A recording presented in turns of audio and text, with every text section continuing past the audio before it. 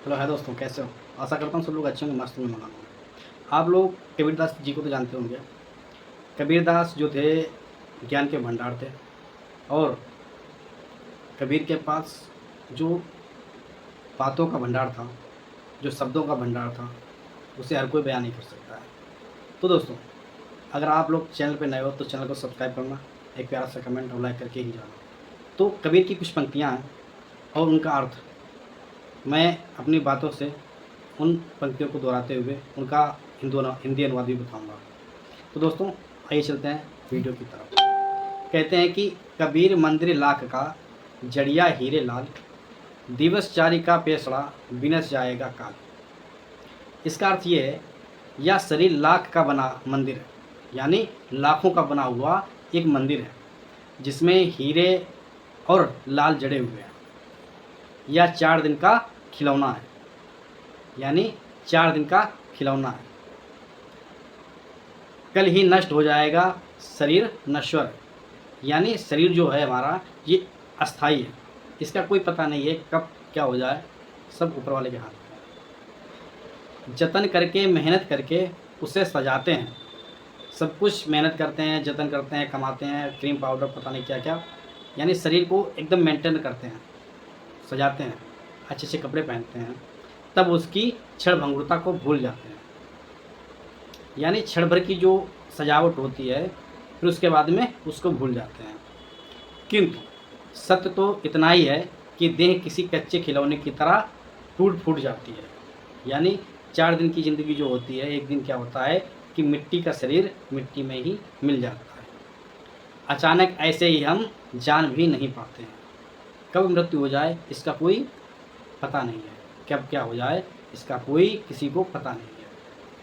कहते हैं कबीर यह तनु जाति है, कबीर यह तनु जाति है, सके तो लेहू बहोय, नंगे हाथों तो गए जिनके लाख करोड़। इसका अर्थ ये है, यह शरीर नष्ट होने वाला है, हो सके तो अब भी समझ जाओ। यह शरीर नष्ट होने वाला है, हो सके तो अब भी समझ जाओ, इसे संभाल लो। क्या है? संभल इसे, यह शरीर जो है नष्ट होने वाला है, अगर हो सके तो इसे संभाल लो। जिनके पास लाखों करोड़ों, जिनके पास लाखों करोड़ों की संपत्ति थी, वे भी यहाँ से खाली हाथ ही गए हैं, और खाली हाथ उनके पास, उनके साथ में कुछ भी नहीं गया है। इसीलिए जीते जी धन संपत्ति जोड़ने में ही ना लगे रहो, कुछ सार्थक कर लो, यानी कुछ अच्छा कर लो। इंसानियत के तहत अगर इंसान हो तो इंसानियत के नाम पे कुछ अच्छा कर लो। गरीबों को या जितने असहाय लोग हैं उनके उनके लिए कुछ ऐसा कर लो कि वो जीवन भर तुमको याद रखें। जीवन को कोई दिशा दें, कुछ भी भले काम कर लो, यानी कुछ भी कर लो, एक जीवन को दिशा दो, पहचानने की दिशा दो। कहते हैं कि हो तन तो सब बन भया, कर्म भय कुहाड़, आप को काट है काहे कबीर विचार। इसका अर्थ ये है, यह शरीर तो सब जंगल के समान है, हमारे कर्म ही कुल्हाड़ी के समान है। इस प्रकार हम खुद अपने आप, क्या है, हम खुद अपने आप को काट रहे हैं। यह बात कबीर सोच विचार कर कहते हैं। यानी इसका अर्थ यही है कि अगर हम अच्छा कर्म करेंगे तो हम अपने आप को अच्छी दिशा में ले जाएंगे, अगर बुरा कर्म करेंगे तो हमारे बुरे कर्म ही हमको नकारात्मक खड्डों में, यानी गलत विचारों के साथ एक नई रास्ता, उनको जो गलत रास्ते होते हैं गलत रास्ते के तहत ले डूबेंगे। कहते हैं तेरा संगी कोई नहीं, सब स्वार्थ बंदी लोई, मन प्रतीत ना उपजे, जीव बेसास ना होए।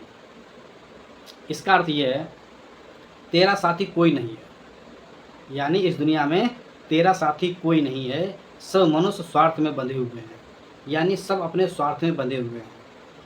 जब तक इस बात की प्रतीति, जब तक इस बात की जान पाओगे, तब तक क्या होता है, भरोसा मन में उत्पन्न नहीं होता।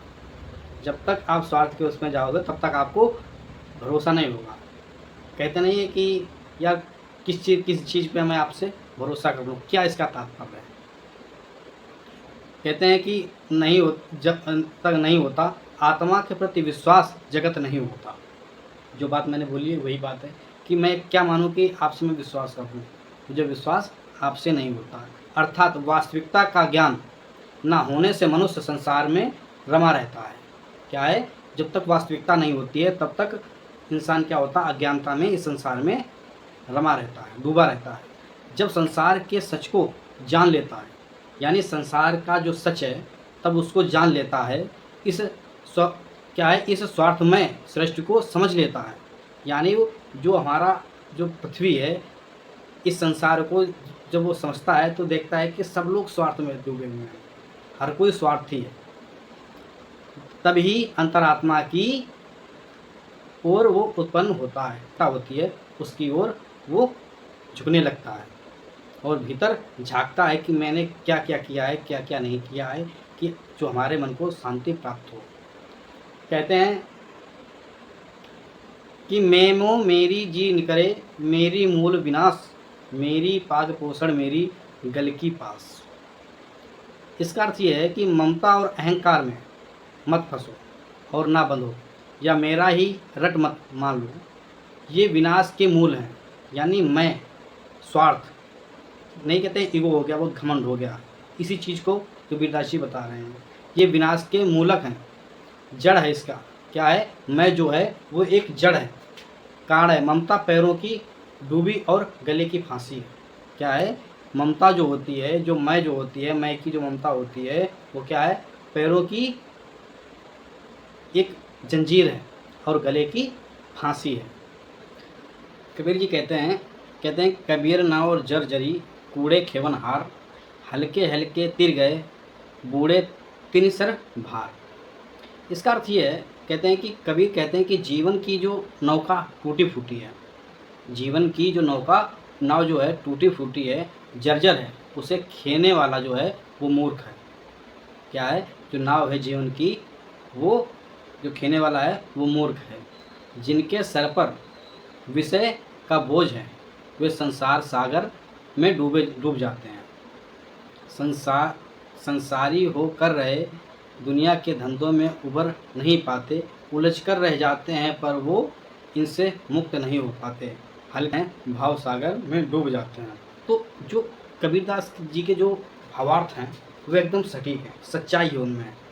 तो ये कहते हैं कि मन जाड़े सब बात जाड़त ही अवगन करे, काहे कि कुशलत कर दीपक कूड़े पड़े। इसका अर्थ ये कहते हैं कि मन सब जो बातों को जानता है, मन जो है सब बातों को जानता है, फिर भी वह आभूषणों में फंस जाता है। क्या है, फिर भी वह अवगुणों में फंस जाता है, यानी जो माया जंजाल है उसमें फंस जाता है। पहनावे से लेकर जो आदमी की जो आय दिनचर्या होती है उसमें वो फंस जाता है, अवगुणों में फंस जाता है। जो दीपक हाथ में पकड़े हुए कुएं पर, क्या है, जो दीपक हाथ में पकड़े हुए कुएं पर गिर उसकी कुशलता को नहीं जानता है। जो कुआं होता है तब भी उसकी कुशलता को नहीं जानता। कुआं जो होता है वो क्या करता है कि प्यासे को पानी पिलाता है। कहते हैं कि हृदय भीतर आरसी, मुख देखा नहीं जाए, मुख तो पर देखिए जो मन की दुविधा जाए। इसका अर्थ यह है कि हृदय के अंदर ही दर्पण होती हैं, उसकी मलिनता के कारण मुख का स्वरूप दिखाई नहीं देता है। यह अपना चेहरा वास्तविक जो होता है, वास्तविक जो उसका स्वरूप होता है तभी दिखाई पड़ता है जब तक उसका संशय मिट जाता है। क्या होता है कि हम वासना में डूबे रहते हैं, लेकिन जब सच्चाई सामने आती है तब तक क्या होता है कि ज़िंदगी गुजर जाती है। नहीं कहते हैं कि जब चिड़िया चुन गई खेत तो पछताए क्या होता है। नहीं मनोरथ छाड़ी दे, तेरा किया न होई, पाड़ी में धिव निक से तो रूखा खाए न कोई। इसका ये है, कहते हैं कि मन की इच्छा छोड़ दो, उन्हें तुम अपने बल पर पूरा नहीं कर सकते हो। यदि जल से घी निकल आवे तो रूखी रोटी कोई नहीं खाएगा। इच्छा के अनुसार कुछ नहीं हो सकता है। इच्छाएं जो होती हैं वो क्या होता है, वो अस्थाई होती है।